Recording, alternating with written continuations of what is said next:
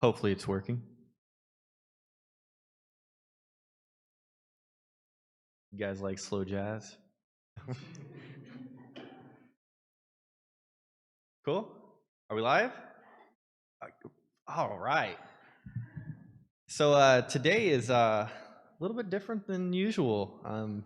Thank you everybody for showing up first off, and the Twitch viewers that are currently watching the stream. We appreciate it. So instead of going through curriculum like usual, today we're going to do a little aside. We're going to do some talks. We're going to do some that are, very specific to technologies, and we're going to do some that are more specific to you as a developer. So help alleviate nerves that we all feel every day, to kind of hear some cool stories and backgrounds of different people that have gone through similar programs and done similar things. Very motivational for us here at FreeCodeCamp, being really kind of non-traditional. I don't really know too many people that went the 4-year route. It's really important because we deal with a lot of these hesitations every day in our own lives. So seeing other people, go through the same things is, once again, very motivational. Before we begin, we go to our first speaker of the day. I want to give a quick shout out to Starspace 46. If it wasn't for you guys, we wouldn't be here. We appreciate it very much. You guys have done an amazing job here. We have a beautiful space, and we get to use this awesome technology and display our stuff. It's always cool. You've been more than gracious, and we really appreciate it. For those of you also that don't know, we've been really trying to work with the Techlahoma Foundation. And once again, they've been extremely helpful and volunteering time and information to kind of give us a hand, keep producing really good material for you guys. And hopefully, that relationship continues forward and everything kind of works out for the betterment. But yeah, we want to say thank you to Techlahoma as well. If you guys don't know about the meetups, techlahoma.org, we've got meetups all the time for developers. So if you're interested in certain technology or a certain portion or faction of tech just in general, definitely comes to the meetups, because they're going to give you information you wouldn't normally come across. You're going to get to see a professional perspective, and sometimes you do cool things like this where you just have kind of a roundtable discussion with people and get to ask some awesome questions. So without further ado, we are going to have our first speaker of the day. We're just going to kind of go along at a leisurely pace, and we're going to go ahead and bring up Stuart Hines. Stuart Hines is a good friend of mine, a fantastic UI UX developer, and a fantastic, epic UI UX developer. So I hope I build him up and make him nervous. There you go, Stuart, come on up. Plug it in.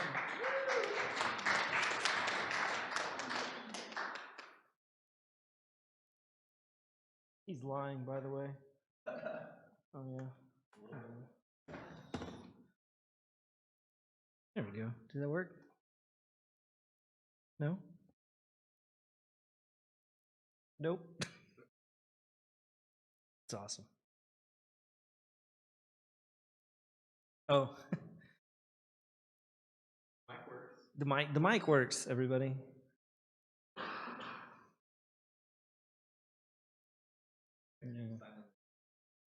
Yeah. Sorry, I'm not up here writing code. I'm actually using slides.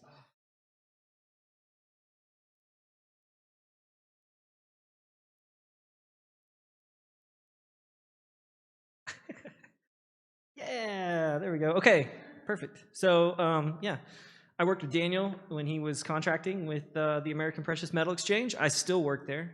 So if you guys want to buy gold and silver and all that stuff, you should check us out.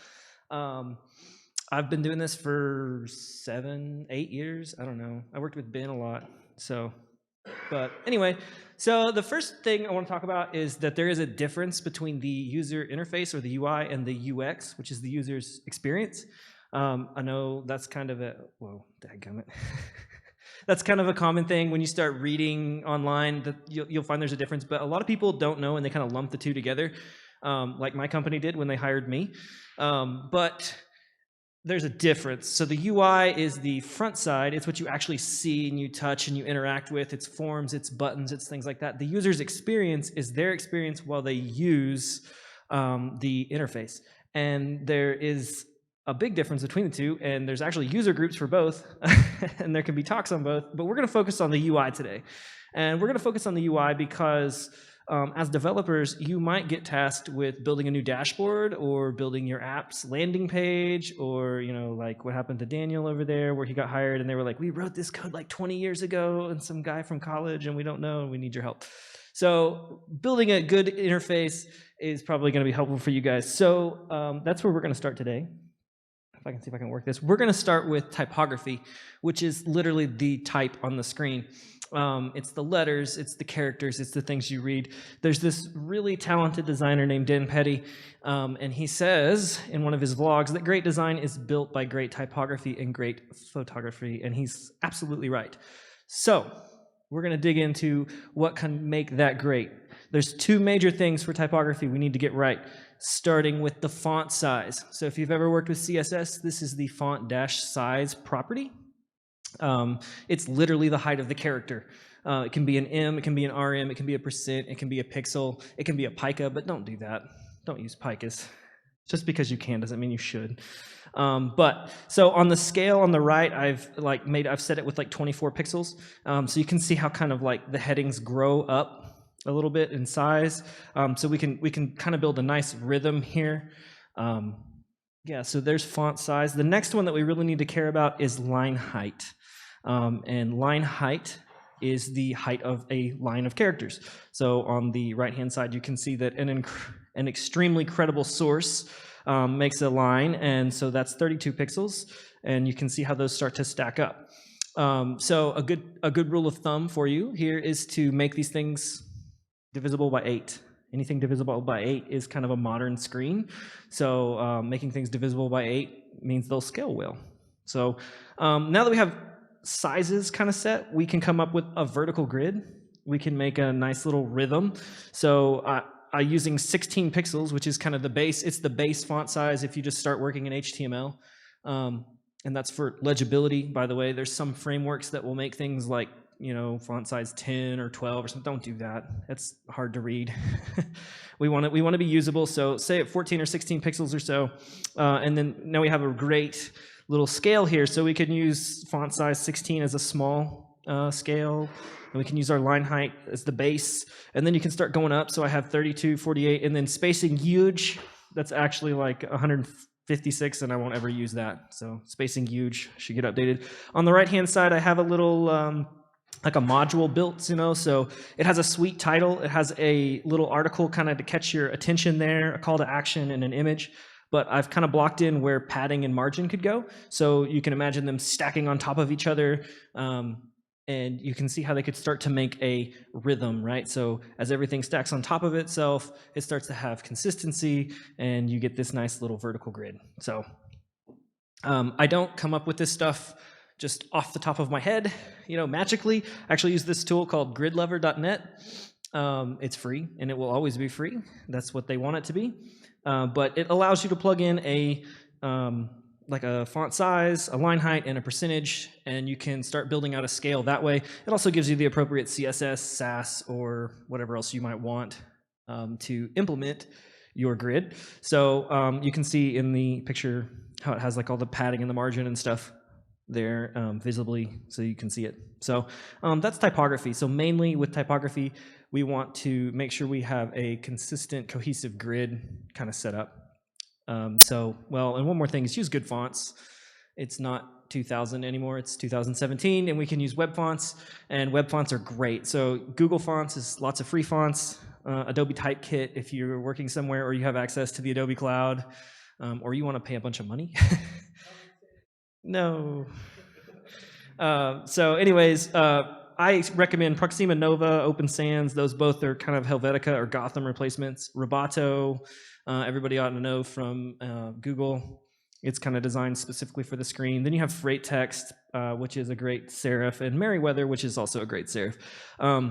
You want to pay attention to like load times and all that stuff, but use these things. They're great tools. They're here. Anyways, so moving on from, now that we have like worked on typography, which I told you guys this would be quick, but now that we have like typography set, we can move into layout, right? So we have sizing and we have scales set up, so now we can move into layout. So first, use a grid. Um, I worked at 9 Collective for a while with Ben, and they would be like, "Hey, dude, come check out this page I made." And you'd go look at their page, and it was just kind of like it's like facepalm because we had a 12-column grid, and they would be like, "I have 2 columns with 10 things in that grid. Why won't they line up?" Like we're like nesting things. Just use the grid and don't nest too deep, right? So there's two major kind of grids that I've seen out there. If you go way back in time to the 960 grid, there was a 12-column and a 16-column grid and a 24-column grid and a whoever knows what else grid. Now it's kind of boiled down to 8 and 12. I've seen a lot of websites that don't actually use a proper grid system. They use like an 8-column grid, and then if you download a framework, just about any framework, it's going to come with a 12-column grid. A 12-column grid is nice. It offers the most flexibility as far as layouts are concerned. So, you can have 2/3, thirds, fourths, so on and so forth. Whereas the 8 columns, a little bit more restrictive. You can't have thirds, which is half the internet is 3 boxes lined up. So once you learn that one, you're good. Next is white space gives focus. Don't forget this. This is easy to overlook. A lot of times clients absolutely hate this. When I was working at 9 Collective and we work with these oil field companies, they'd be like, "Oh, daggum, you're wasting the whole page, boy," and you'd be like, "Okay." And so on example on the left, if you can imagine this in context, imagine that those are images, that's text, it's all sorts of things all stacked around the red box, which the red box is the most important thing that we want to show our user. We want them to click on it because it's going to cure AIDS or something like that. And they miss it. We need like 400 clicks and we only got 1 because there was too much stuff distracting them. So imagine Google's homepage, right? What is the one thing when you go to google.com, what can you do? The one thing that you can do? You can search, right? Okay, so there's all this white space because the most important thing is to search. And I get it, you can't always do this, but it's kind of a rule of thumb. Like, you want to give a little bit of padding and some space around elements. So, there we go. All right, we're going to move on to photography. My grandmother, now that I'm older, I realized she would say this all the time, that a picture is worth 1,000 words, and I'd realize now that she was probably being silly, like saying this like cheesy catchphrase because it's funny. But I didn't get it. But she's absolutely right. A picture is worth 1,000 words because nobody's going to read your text. Seriously, nobody reads text. Our copywriter at work, she works really, really hard to make this great text, and she gets her MLA handbook out and all this other stuff, and she'll make this great text, and then nobody reads it. And we know because we watch you with Hotjar. We record you. Anyways, so nobody reads text, right? This text, if we look at this screen, is it's a little overwhelming and it's kind of intimidating, and I don't believe it. So how can we improve it? How can we make it a little bit better? Well, we can use pictures. Pictures really help. And we need to keep in mind that people scan things, right? So we're going to use a picture. We're going to dedicate half of the layout to this picture, and then we're going to put in a header so that as I scan, I see that Trump Ipsum is very honest, and he's the best thing that's ever happened to placeholder text, ever. And there's a picture of him right there. And if I want to read the rest of the story, which I don't, I can click that Read More link. So this is a way that we can use images to kind of block out the content and make it easier for users to use our page, because people are going to naturally gravitate towards headers, images, and pull quotes, things that have space around them, that they're bigger than everything else, and it can kind of tell the story that they're trying to read without having to read it, because we're lazy and we all do that. Next, pictures should reinforce your message. I don't know what Gorilla Munchies are doing on this page. I don't know why the woman is eating a salad in a tank top by herself, and who knows what the guy on the far right is doing. But people use pictures like this all the time in their blog posts, in their news stories, on their landing pages, and they shouldn't. Your picture should help reinforce the message that you're trying to tell, like whatever the message might be. If you're using a photo, it should be reinforcing it, not distracting, not taking away. Yeah. So next, speaking of, we need to learn how to overlay text on photos. There's a lot of different methods. This one's really common and very easy to do. You take a photo, you blur it a little bit somehow, maybe with GIMP if you don't have access to Photoshop and stuff. And then you can take text and you can put text on there. You can make it white and bold and give it a drop shadow, and you're great. Good job. There's lots of frameworks that will do this for you, and you have to pay money for them, and that's all they're doing. or you pay people like me to do it, and there you go. So, but going back to context, I use this image. It has code on it because we're talking about code, right? And I kind of blurred it a little bit. So there you go. Moving on, we're going to talk about color. We're going to kind of wrap this up real quick. Color. Start with black and white. That's my tip for color. Don't worry too much about it. Color can trip people up, especially if you've never worked with it before, and you can get really like, I don't know, like, oh, what should I use? Or, I'm going to use my favorite color because I love lime green, and I'm going to make all the text lime green. Don't do that, by the way. So start with black and white. You want to start on a paper where you're kind of free to just block things out and worry about contrast, right? Like, contrast is kind of important. You can see on the far right example there where like some things stick out because they're darker than other things. That's contrast. We can worry about making that color later. You'll notice that a lot of different companies use gray, right? They use gray and maybe like one other color to kind of like accent things. So start with black and white. And second, learn that color has a meaning, right, in the internet. This is like the language of the internet. Blue means click it. It's an action. It may not be the primary action, but it's an action. That's why Bootstrap's buttons are blue. Red is danger, delete, like this is a big deal. You're going to launch a nuclear missile if you hit this. Green is go, success. Good job, you win. And yellow and orange are typically warning colors. They're typically telling you slow down because if you run this yellow light, you're going to get hit by a moped, and you'll probably kill that guy. All right, I'm sorry, I'm terrible at jokes. But anyways, you can also use red, yellow, and orange to draw attention to things, because if you've ever been shopping on the internet, the buy now button, the big buy now button is typically orange because your eye is drawn to orange, right? Like just naturally, you're like, hey, there's like orange, I should look at it, and I think I'm gonna buy that. And Amazon is like, ha ha ha, got you. So use colors that work together. We have an example here on the left that has some flowers. Notice that the only colors on the whole thing besides orange at the far bottom left are yellow and green, and those are in the flowers, and they're echoed in the button there. And the rest of it is set to gray. That kind of washes out. I'll put this on the Slack so you can actually look at it, but it's gray, and it's all just neutral. And then on the right, we have probably a blue that's either from the menu item that they're currently on, or it's the brand color. They echo that in the chart. And then all the other colors have kind of some meaning that they've associated where each section has its own color. So the colors all work together though, and they're all kind of balanced by having different shades of gray for background and things. So there you go.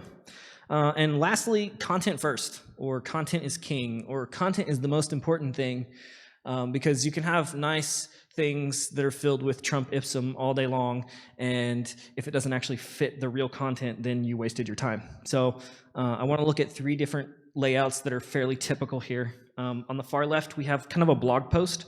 You have large image. You might have images mixed into the text, but it's pretty text heavy. You're going to have a header. You're going to have text. You're going to have comments at the bottom. That's a pretty typical layout. It's pretty easy to come up with. The middle, the dashboard, we just looked at a second ago, it's a little bit harder to organize the information.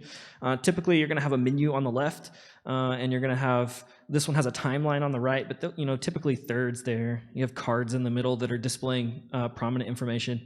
And then on the far right, we have typical e-commerce with like a grid layout. Again, it's very photo heavy until you click on one of those things and see the products, and then that's going to be more text heavy where you read the descriptions. So that's all I got. That was my phone bin. Somebody's at my house, apparently. It's the connected world we live in, man. So anyways, you can find me at my website that I never update, which is stuarthines.me. I'm at Stuart Hines everywhere else, GitHub, Twitter. I don't check my Twitter, so, sorry if you tweet at me and I don't come back to you. If anybody has any questions, do I have time for that, or are we... Do it at the end? Okay, great. So there you go. There's a really fast crash course to UI design. I'll put my talk on Slack so you guys can get it. And if you have any questions, you can ask me. So, yeah, there you go.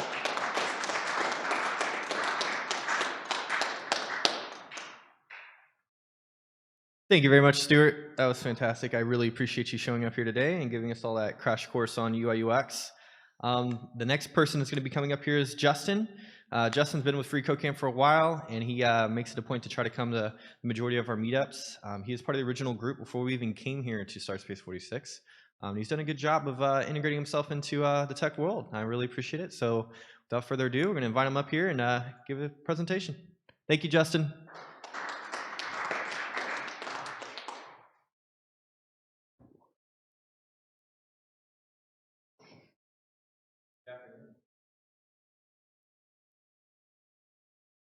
What we got here? I'm gonna steal this. Just holler at me if I walk off camera, scream at me or something. Forgive me in advance for my fonts. Hopefully my picture to text ratio will make Stuart happy. And hello everyone on the stream and everyone in the future. Before I start, I just want to know who here is kind of new to tech or is looking for that first coding job. Got one over here. Okay, we got quite a few. That's good. This talk is for you. So I'm just going to talk about kind of learning to code, my journey, and getting my first tech job. So my name's Justin Thrash. I started 6 weeks ago as a development liaison at a company called Innovative Healthcare Systems. We do medical billing and handle all the data that goes along with that. I've got our website here, and here's my GitHub if you want to check out my FreeCodeCamp solutions. So I just want to kind of go into what I do. It's kind of a mix of project management as well as writing SQL and QA testing. So we have a couple developers offshore, and I kind of go back and forth with them. And then I'm also getting into C# development. So there's that. So I just want to go into my background. I graduated college in 2015 with a math degree. I didn't really know what I wanted to do after that, so I volunteered for AmeriCorps. I spent a year tutoring students in Tulsa. I had a good time, but ultimately I realized that I did not want to work in public education in the state of Oklahoma. And I think you can understand why. Hashtag Mary Fallon. So I didn't really know what I wanted to do after that. I'd had a lot of people tell me that I would enjoy programming. You know, it's creative problem solving, a lot like what I did in college. And I'd been literally shoulder to shoulder with a lot of developers. So I figured I'd try it. So 6 months ago, I really had no programming or tech experience. I decided to just jump in. I discovered FreeCodeCamp. I thought it was awesome. And that's pretty much the sole resource that I used to learn. So this is me 6 months ago. So I started doing FreeCodeCamp. I just kind of did it on my own for about a month. And then I moved back here in July, so I started going to these meetups. I went to pretty much all of them, OKC.JS, functional programming, you name it, which I highly recommend meetups to everyone out there. Meetups are a great way to meet people, to do some networking, and also I think going to talks like this, I mean, I would learn more in an hour or two of a meetup than I would learn on my own, probably 5-10 times more, so they're really awesome. So I started coming to this meetup, as Daniel said, back when he kind of revamped it at the end of the fall, I think. And what I really liked about it is it was really intimate then. I think there was maybe 4 or 5 of us, and it still really is, and it's very kind of beginner friendly. If you go to the other meetups, it's easy to get overwhelmed. They're still kind of hit or miss for me. One day they'll be completely over my head. The next day it'll be something I've seen before. But I really like this meetup. I think it's great because you can really ask those questions. You can get people that are on the same journey as you and all that stuff. So I kept coming to this about the same time. I started looking for a job. And by then, I had done maybe about half the front-end certificate on FreeCodeCamp. How many of you are doing FreeCodeCamp? Anyone in here? Okay, awesome. That's good. It wasn't that way when we first started, oddly enough.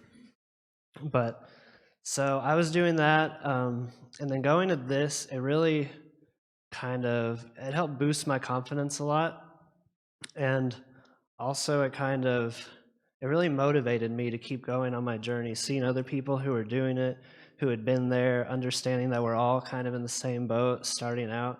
It really helps. So I just want to encourage everyone to keep going, keep trying to do those projects. I remember just a few months ago how lost I was. You'll get there. And everyone can do it, especially everyone in this room or on the Twitch stream. You can do it. So I kept doing that. I started talking to recruiters, which recruiters, they're okay. That's what they're there for. You know, it's kind of a necessary evil, but don't be afraid to talk to recruiters. I didn't send out any apps myself. I think maybe one. Talked to like 12 different recruiters. That's what they do. So eventually, I got a job about 6 weeks ago. It happened kind of sooner than I thought it would. You know, you got to be ready to let that process take some time. I probably had my resume sent to 20, 30 different places, didn't hear back from most of them. And then, yeah, it worked out. So I think this meetup is great. I encourage you to keep coming, keep doing Free Code Camp. If you have any questions, reach out. And then I guess we'll do Q&A at the end. So if you want to talk some other time, I'm on Facebook. I'm on the Free Code Camp Facebook. I'm also on Slack, but I'm not very active, so Facebook's the way to go. Thank you.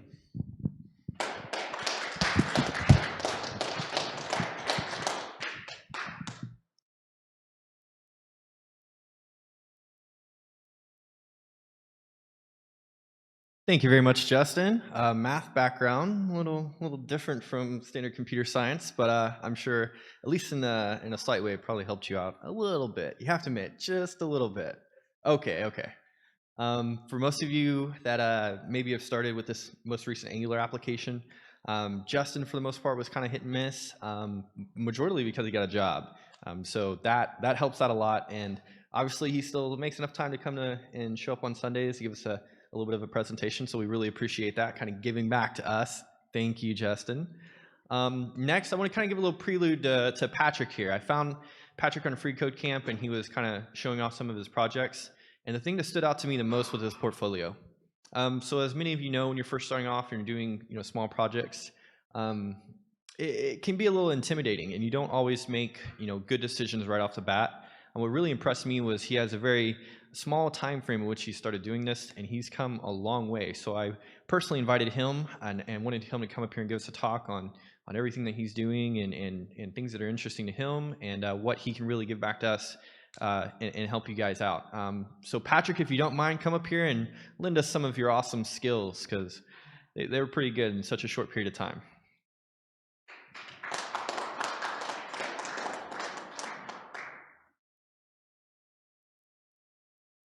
Hello.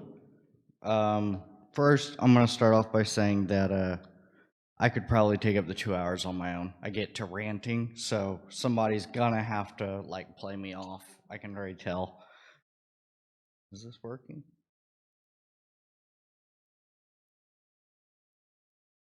Oh.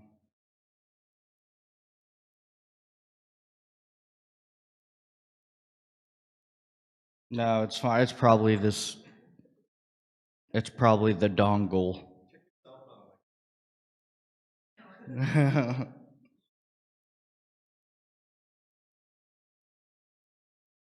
don't know.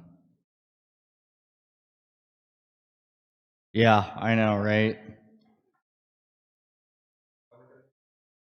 I bought a new MacBook, and my first question was, how do I make it work with 2 screens? And they said, you need 2 dongles, and I was like, ugh.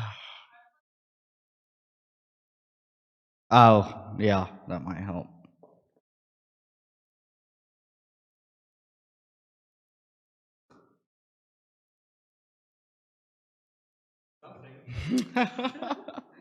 Yeah, thanks, Apple, right?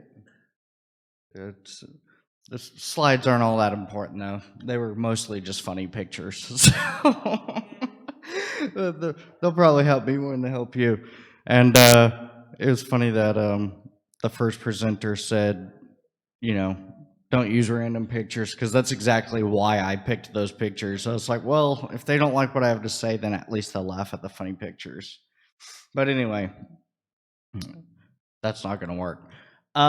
So yeah, Daniel invited me to come up, said that my portfolio looked good, and I'm very appreciative of that, because I've been working really hard for the past 6 months, and just to kind of get a feel of the room. Who's been coding for less than 6 months? Okay, this is probably going to be more directed towards you guys than anybody else. Who's been coding for about a year or less? Okay, then you guys might get a little bit out of this as well. I don't know. So when he asked me what I wanted to talk about, I was like, man, I've been doing this for such a little time that there's not really a whole lot that I feel I have to add to other people's experience. I'm still kind of a junior in my own right. One thing that I would feel comfortable speaking about is kind of attempting to balance between self-teaching and maintaining a family life or even a social life to a certain degree, because often that can be the breaking point between going, making it to that first job or even a full career and not, right? So that's kind of what I wanted to talk about today. And it's a shame you can't see this picture because this picture really kind of, and you guys may have seen it if you're on the internet as much as I am. I'll try to. Yeah, at least the room will see it. Maybe the people on the stream. This like encapsulates my feeling as a programmer as a whole. Is you work and you work and you work to understand a an idea or something of the like, and as soon as you get there, you kind of get a little bit of a peek over the hill, and you just think, oh crap, like I'm nowhere near what I thought. As soon as I begin mastering something, there's just this whole other mess of crap that I'm gonna have to learn, and it becomes very easy to get kind of disparaged or kind of feel overwhelmed or lost or something like that. And so I kind of started by saying you will want to give up a lot. There's a lot out there that I listen to JavaScript blog posts and podcasts, and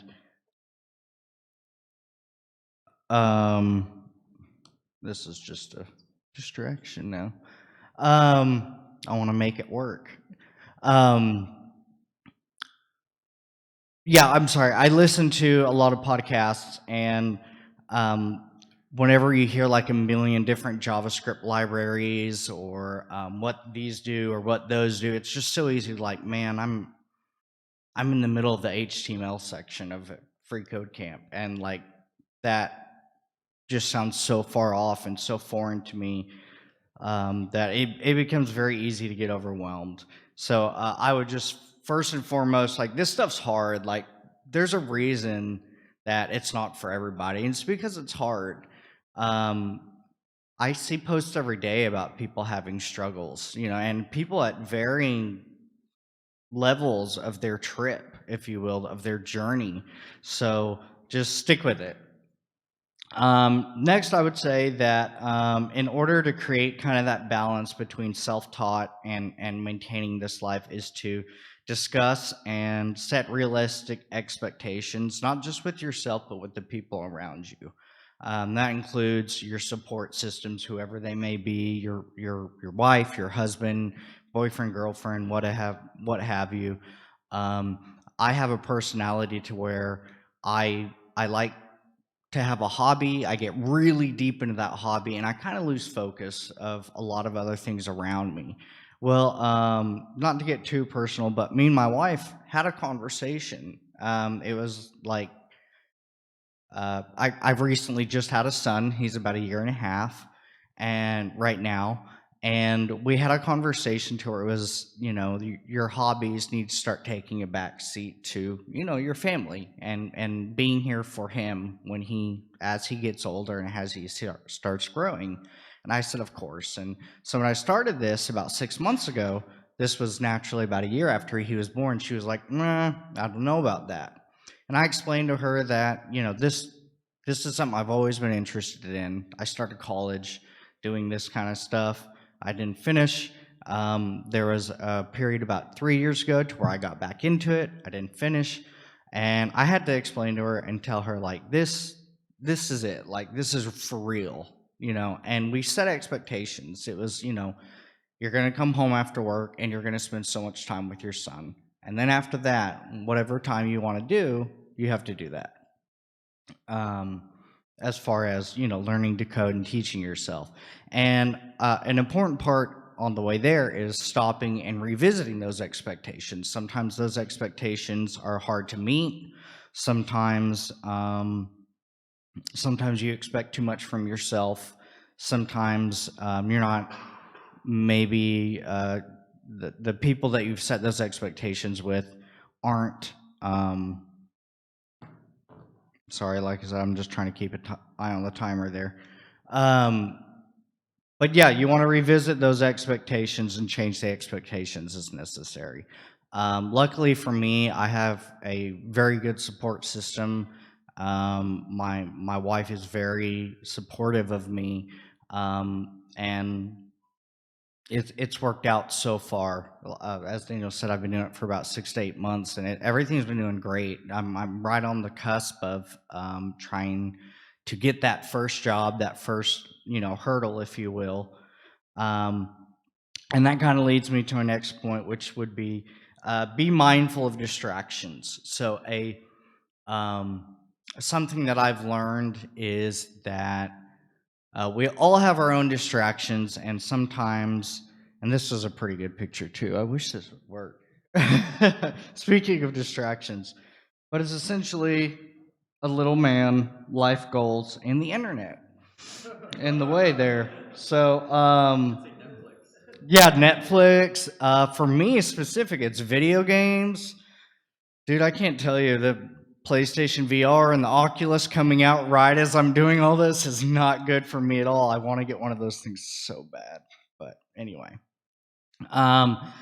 But it's important to know, though, Netflix, yeah, it's important to know the distractions that are going to keep you from your goals. And it's important to limit or completely get rid of those distractions. That's part of setting those expectations and being realistic about them. Going back to my previous point, for me, it is not a realistic expectation to think, well, I'm going to sit down, I'm going to play an hour of Skyrim, and then I'm going to, work really hard on my portfolio site, or I'm going to bust through a project on FreeCodeCamp, because I will sit down and I'll play, 4 or 5 hours of Skyrim. I wake up and got to go to work and come home, play with my son, try to be a good dad and all that. And then, it quickly becomes a situation to where, I'm not meeting those expectations because of the distractions. Actually, me and my wife laughed because I literally had to unplug the PlayStation, put it up on a shelf, and just like have it completely out of my room. Like, that's how bad it gets sometimes. So, but yeah, limiting the distractions is definitely a big one. Let me see. Another piece of advice that I would give that I admittedly have just very recently started to take for myself is to get involved in the community as early as possible. A lot of times it's very easy to think that you're not there yet, that I'm going to go to a meeting and everyone's going to be talking over my head. I'm going to have no idea what anybody's going to say. It's going to be either I'm going to come out discouraged, or I'm going to come out more confused than I went in. That's not necessarily a bad thing, I would say, at first. Like I said, I listen to a lot of podcasts. Sometimes I have no idea what these people are talking about. But just getting the lingo down and kind of understanding that there is a framework that does X, Y, and Z. I don't know how to do that yet, but just to know that helps in your trip and in your journey.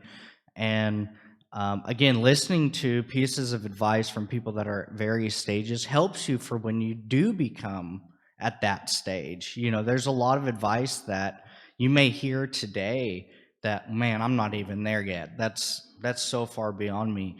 But when you get there, you may look back and think, oh, well, when so-and-so, said that, I got a piece of that. I got a piece of information that I can use going forward. So, and like I said, admittedly, this is my first code camp meeting. So, I mean, even I'm very late at this piece of advice. Again, funny picture. Help me over Stack Overflow. You're my only hope. So I would say not only like physical presence as far as the community, but also online. It took me a long time just to even get on Stack Overflow, which, if you're not aware, it's just kind of a place that you can go that you can get help with your code, or just to ask any kind of really general questions. And people are usually really quick at answering those questions. I had a problem with the code just the other day, and I got 5 answers in a matter of 30 minutes. I mean, it's awesome. It's really a huge resource that I would suggest everybody take advantage of. And don't be afraid to use multiple resources.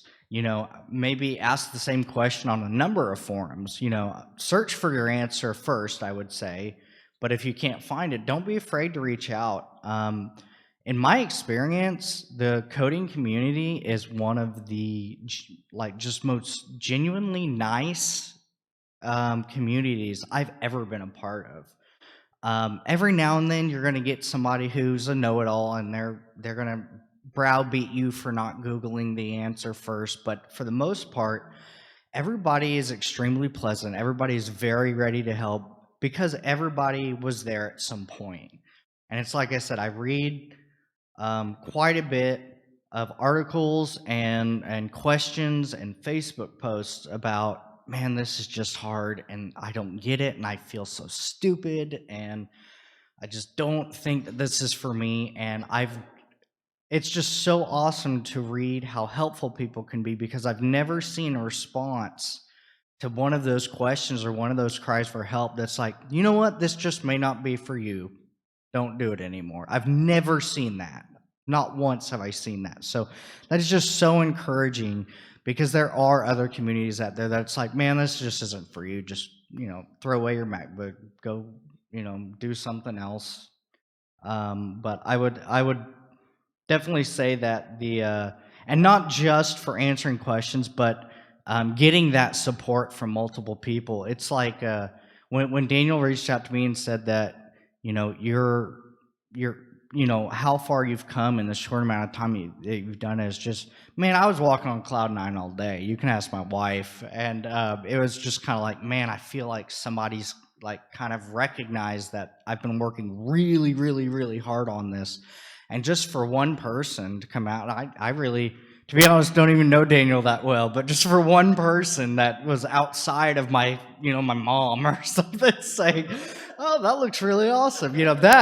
That was just such a huge thing. And another piece of advice that I would give, again, I wish this would work, but it's okay, it says that moment when your code works. And it's Tony Stark after he blows up all the crap behind him. But celebrate the wins. It's very important, I think.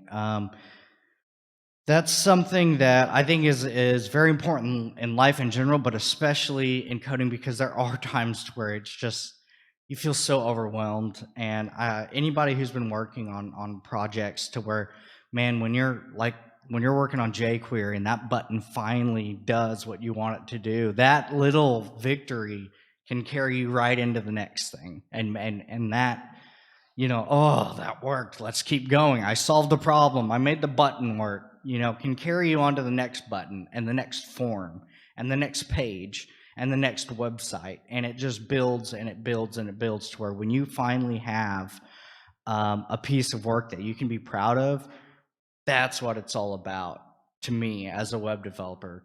To be able to solve a problem and have everything kind of work the way it's supposed to work, and be able to show to other people. And that's the good feeling that I like, that keeps me going, and in kind of a nerdy way, the problem solving that comes with it. But it's important to celebrate those wins. I recently have finished a course that was on Udemy. Colt Steele is his name. He has a course called, I think it's the Full Web. Has anybody taken this course? Full Web Developer. Anyway, I would highly recommend it. If you're interested at all in it, I will look up the actual name for it and give it to you guys if when we get to our Q&A. But I would highly recommend it for everybody. Anyway, it's a very long course, goes through a number of the front end, the back end. It covers Node.js, it covers MongoDB, it covers Express.js. Oh man, it covers everything, at least from a JavaScript kind of standpoint. It doesn't get into a lot of other languages, but very good resource. Well, I finally finished it last week, and me and my wife went out and we celebrated. We had dinner. We splurged a little bit, and it was a great time. And we had drinks, and it was one of those things to where it's like, you know, when you accomplish something, it's important to celebrate it. Is basically what I'm ranting about, because it's very easy to get overwhelmed. So that's really all I have. Like I said, I don't know if that helped anybody. I will say that, you know, not advice that works for me may not necessarily work for somebody else. But that's kind of how I've been doing things, is to kind of sum up, is find a good support system, online, in person, family and friends. It's also very important to get support of people in the community, because when you try to explain the problems that you're trying to solve and the problems that you're facing with the family and friends who may not be familiar with what you're doing, it's like sometimes when I show a site that I'm building or that I've made to somebody, like, they don't quite get the amount of work that comes back, and it's because people use websites every day and they don't understand, you know, well, couldn't you have done that in 10 minutes with Squarespace? Not exactly. You know, it's very easy for people to kind of downplay. But so it's very important to have people of the like that are supporting you as well. Distractions, try to get rid of them. Try to limit your time with them if you can. The internet's a big one. Netflix, video games, whatever it is that's a big distraction. You know, understand that you are making a sacrifice, and part of that sacrificing your time is limiting those distractions. And then celebrate the wins. It's in my experience, that may be the single most extreme thing. Is this stuff is hard. There's a reason people don't do it. There's a reason people get stuck. And don't be afraid to celebrate and brag about the fact that you're able to accomplish these things, because it's pretty awesome. But that's pretty much all I have. You can check out my site at patrickhartley.com. You can follow me on Twitter at _real_patch, PATCH, not to be confused with the fake patch. There's a lot of imitators out there. I'm the only real one. But also, if you have any questions that you need to ask me, like I said, I'm definitely not an expert. I've been doing this a limited amount of time, but you know, for some of you that are earlier in your journey, you know, again, how I got here, please don't be afraid to approach me when we get to the end and ask whatever questions you might want to. So thanks, guys.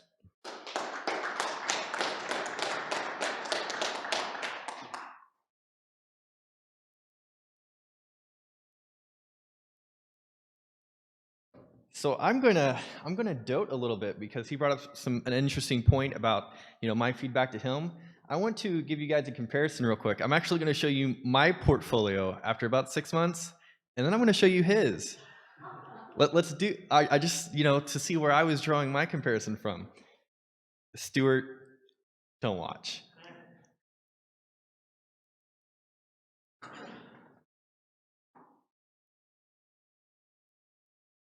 If that pops up.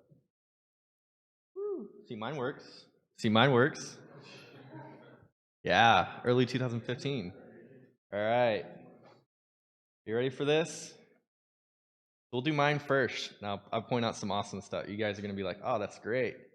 All right. Who likes background textures?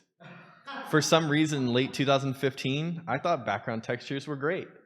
Everything has a background texture. I also really like blue and purple for some reason. My color schemes were on point. I couldn't even tell you the font. I'm pretty sure I just chose a random one and I thought it looked good. It's kind of, yeah. It's not Comic Sans, so I got that one. You guys. Yeah, that's mine. Yeah, looks great, huh? What? I don't even know what I was trying to do with the strike through, but the animation worked decently well, right? Yeah. Yeah, that's exactly what it was. Okay, now I'm going to show you why I was like, okay, that's pretty impressive for 6 months. And I was doing that, by the way, having a wife and a son, but I get my son like half the time and not all the time. So I was like, a half-time dad, full-time husband, but she really does everything for me. So I had a lot more time to devote to this. This is what I came up with, and this is Patrick's. Oh man. Oh yeah. Yeah, I think you look better now. We, it's harder to tell you've got red hair, but that's okay. Yeah, I mean, this is infinitely better. The white space specifically. Um, Come on. I mean, this puts mine to shame. This is where I drew that comparison from. So this is why I had this gentleman, come up here and give this talk. It just kind of blew me away. I was like, 6 months? Are you kidding me? Made me feel a little bad for myself, but that's okay. Oh yeah. And then one of his applications, I actually showed this to my supervisor at work because we were talking about interns, and I'm like, we should get a good intern. And he's like, well, they can't really work. And I'm like, yes, they can. So I showed him this as an example of that. I really did. I showed him this as an example, and he was pretty impressed himself. So anyways, Patrick, thank you for coming up here. I really appreciate it. This is the end of the stream portion. So half of this was going to be streamed, the other half was not. We've got some people that really just are wanting to experience, the whole projecting themselves and putting themselves out there, but streaming and recording is a little bit different. And of course, we want to have permission to not do anything someone's not comfortable with. So we're going to kill the stream, and we're going to do everything else in person, which is another reason why people on Twitch should come to the meetups in person, right? I only say that every time I get up here, so come in person. Let me know when the stream is killed.